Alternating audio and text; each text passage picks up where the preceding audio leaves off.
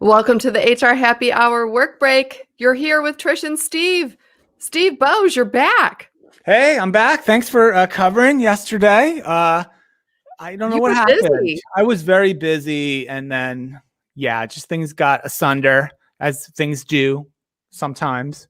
Well, if I hadn't left for bowling, if I didn't have that to get out to, then yeah, we would have done it together. But anyway, hey, to update on bowling, Carly just killed it. She Awesome. high score of 230. So she was Is that doing in great. one game? One game? She had 3 games. She had 198, a I was gonna say it would take me 210, 3 games to make 230. a 210, and a 230. So yeah, Wow. she averages over 200. So we're good. That's like a pro bowler could do, if they're good. Right. So there you go. Well, Anyway, that's great. Congratulations to her. And that's a good segue, Trish, into what I wanted to talk about, or Oh. at least at the beginning of the show, because it's sports related. But okay. not just me talking about German soccer, which I'm happy to do. And maybe we I should. feel like we need sports music. This is a sport story I think you're going to relate to based on something I learned on this show a number of months ago, Oh, which gosh. was you were fascinated by the sport of disc golf, as I recall at one point. My son is out playing disc golf right now. Yes. Okay, Trish. So I have a disc golf item today. Trish, do you know the world's #1 male disc golf player at the moment? I don't, but I feel like he's from St. Louis. I don't know where he's from. That's a tidbit I didn't pick up in the article, but his name is Paul McBeth, McBeth. And why he was in the news today, or at least the mainstream sports news, because I don't really follow the disc golf subreddit that closely. He signed, Trish, the richest contract in the history of professional disc golf, Trish. Take a guess at how much Mr. McBeth's historic pro disc golf contract is worth. 200,000. Trish, that is low. Mr. McBeth, good for him. The best disc golfer in the world at the moment, male. $10 million contract. What? For 10-year, 10-year length, and $1 million per year for 10 years. It's basically got sponsorship deal. So he sponsors a company called Discraft. I'm going to shout him out. DISCRAFT. They make disc golf equipment and accessories. And he's the best disc golfer in the world, a male.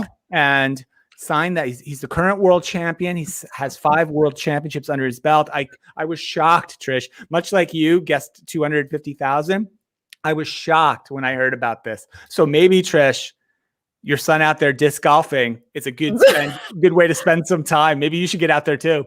That's so funny. I had no idea you were going to say that story. And yes, he is disc golfing at this moment using discs from Discraft. Really? So you're a Discraft customer. That's what I went on the website after I read the article, and it must be going well for Discraft, only in that lots of the discs that were for sale were either out of stock or very low stock. Disc golf must be blowing up. It's a good pandemic sport. Outside, you keep away from each other, right? I guess I'll have to tell you, we took it up because there is a park that's across the street and just down just a little bit from my subdivision. It's even walking distance, and it's a disc golf course. And so a lot of people from St. Louis come over to Waterloo, Illinois, and do that. There are competitions, and it's growing. It's a growing sport. And so, yeah, he is out there with his buddies from the football team right now, doing that. So good. That's great news. Well, I like that story. I thought it was a great story. So congrats to Paul and to Discraft. Beth. Good job. And Discraft. Well, there you go. Hey, I'm gonna bring it down. I'm gonna bring it down a little bit.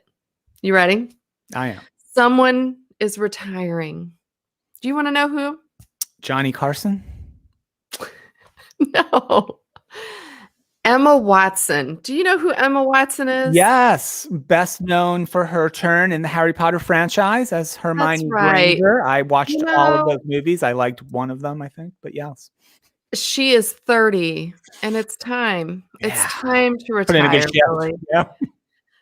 Because and when asked what she was working on, she didn't respond. Her agent has to, of course, to handle that. And her agent says she is no longer, her career is now dormant. So I'm gonna just file that away for when I want to retire. I'm gonna go dormant for a while.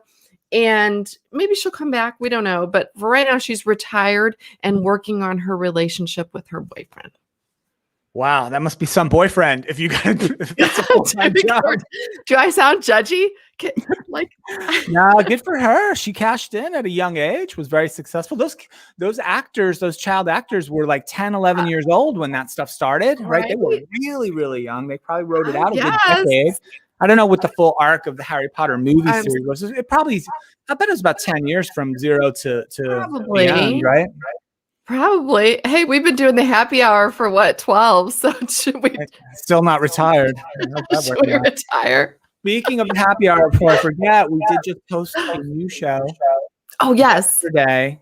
Yes. At the Special Olympics. Yes. And Skillsoft, talking about their partnership that they have in order to provide leadership and education for the community and for organizations, really centered around one purpose, which is improving access to employment opportunities for folks who are intellectually disabled and helping educate organizations on how they can best support these individuals, maybe already in their organization. Super important topic. I love those types of shows that we do to kind of talk about a group that could use some more attention and use our thoughts and use our consideration. And so, yeah, anyway, better don't listen to me talk about it. Listen to the show. I was really, really happy with it.